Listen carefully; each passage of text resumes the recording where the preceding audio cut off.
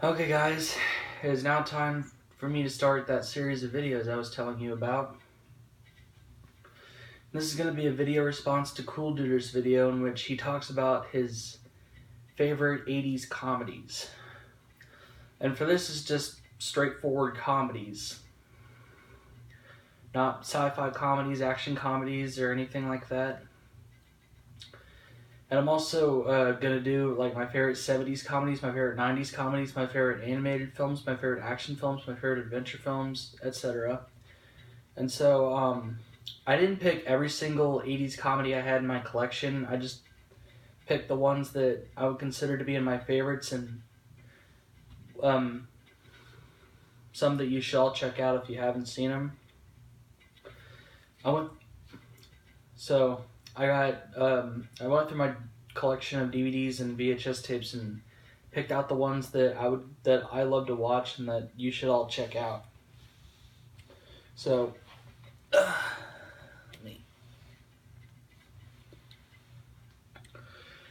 start out with the DVDs, which the first one I picked was stars Elizabeth Shue, and it's Adventures in Babysitting. This is from 1987, and this is about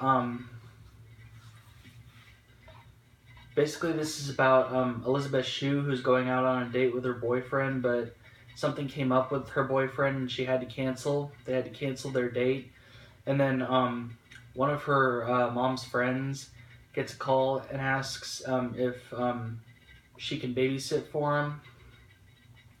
And she does, because she had nothing better to do, but she has to babysit these 3 kids, but then she gets a call from one of her friends saying that she ran away and she's stuck at the bus station and doesn't have any way to get home, so she takes the kids with her to drive all the way to downtown Chicago to pick her up, and they have a lot of issues along the way of getting there. It's a really fun movie. I really enjoy this, especially like the scene when they're on the subway train. The next one I picked is one of the funniest movies of the 1980s and probably one of the funniest movies of all time, and it's Airplane. And I don't have the sequel yet, and I haven't seen the sequel, but this movie needs no introduction. Everybody knows that this is one of the funniest movies ever. And the next one is Bill and Ted's Excellent Adventure. And as coolduder said, if you want a film that totally represents the 80s to the fullest degree of what it was, this is a perfect example of films like that. It's basically about, if you guys haven't seen it, it's about these 2 teenagers that are failing their history class because they've been so busy with dealing with their band, their garage rock band, and their history teacher says if you can come up with an oral report, that he might give them a passing grade. And so when they're at the gas station one night, they come across this phone booth that's like a time machine, and they go back in time to different historical periods to like basically kidnap like the famous historical figure and bring it back to their own time to show it to their history teacher. Really, this is a really funny movie. It's got time travel, adventure, comedy, anything you can ever imagine. And I would put the Back to the Future films on this list of videos, but I kind of consider Back to the Future like more sci-fi than comedy, but there is plenty of comedy added to it. But it's mostly just sci-fi.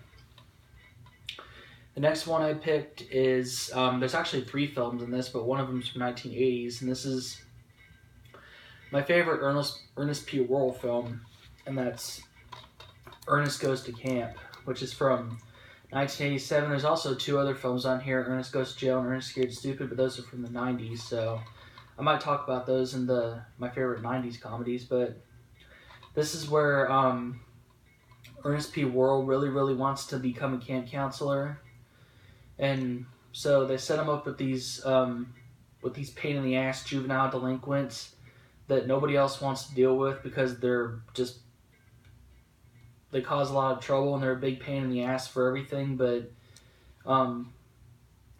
it's a really funny movie, and I especially like the Braveheart song, and especially like the cooking scene when the chefs are in the kitchen making eggs erroneous. That's a funny scene. And the next one I picked is one of the John Candy films that I like. One of the few John Candy films I like, and it's The Great Outdoors. Also stars Dan Aykroyd. This is the newer DVD. The older one looked like the cover of it looked like one of those outdoor magazines you would get in the 1980s. I used to have the tape used to have that cover. I used to have VHS, but I don't have it anymore. But this is where John Candy takes his family out to the woods. But then unexpectedly, Dan Aykroyd and his wife show up with his 2 twin daughters, and it was unannounced. And Dan Aykroyd is just being a pain in the ass towards John Candy for the entire trip, and kind of giving him crap about certain things, like John Candy wants to make hot dogs, but Dan Aykroyd says, "Ooh, you don't want to eat those. Those are made out of lips and assholes," and decides to make these big lobster tails. But this is a really funny movie. I love this movie. I especially like the part where John Candy's on the jet ski. And the reason why Dan Aykroyd was there in the first place was because he was broke, he had no money, and he needed to funnel money out of John Candy. But check this one out. Definitely recommend this. And the next one I picked is one of the movies that stars Corey Haim and Corey Feldman, in which this was more Corey Haim's film. A lot of them had the star of Corey Feldman more, but this was Corey Haim, and it's License to Drive. It's about Corey Haim trying to get his driver's license. He takes the driving test. Well, he takes the computer test first, and he fails that. And then but then a computer error occurred on him, but he still took the driving test, and he passed that. But he had to pass both tests in order to get his license. But he didn't pass the computer test, so he never got his license. But he lies to his family and all of his friends, saying that he has this car and he's driving around with no license. And there's a bunch of, and he's out with his 2 friends and his girlfriend, and a bunch of crap happens to him, and the car gets damaged, and because it's his grandfather's car, and his dad wanted to keep it in the garage, and it gets damaged throughout the entire movie. And this is a really funny movie. I'd check this one out. The next one I picked is one with Fred Savage. There's two Fred Savage movies I'm going to show in this one, but this first one is Little Monsters, and this also stars Howie Mandel. And Ben Savage is in this movie too, Fred Savage's little brother, in which Fred Savage's little brother, thinks he sees this monster coming out from under the bed, and he makes a bet with Fred Savage to switch rooms with him to see if there was any monsters in there, and it turns out there is, and the monster has been playing a bunch of pranks and getting Fred Savage in trouble, and so they become friends. And then Howie Mandel, who plays the monster, shows Fred Savage the underground world, and they all cause trouble all around the neighborhood with everybody. And This is a really funny movie. I remember I first saw this years ago at my cousin's house when they rented this movie from, it was either Blockbuster or Hastings, I'm not sure, but I enjoyed it back then and I still enjoy it today. And the next one is another comedy that needs no introduction, and it's The Naked Gun. Of course, stars the late, great Leslie Nielsen. And yeah, everybody knows about these movies. Very funny. And this next one is, you gotta see this movie. This is just a must-see. A must-see for any John Hughes fan. Because this was made by John Hughes, and it's National Lampoon's Vacation. This is the newer cover. I like the older cover a lot better. But this is where Chevy Chase takes his whole family from driving from Chicago all the way to Los Angeles to Wally World. And along the way, a lot of crap happens, and the trip becomes just a total nightmare. And at one point when they're almost there, Aunt Edna dies, and they put her on the roof of the car because they didn't want to ride in the car. They didn't want to ride with a dead body in the car, and so they put her up on the roof, and they took her to that one guy's house, but both doors were locked, so they had to put her on the patio, and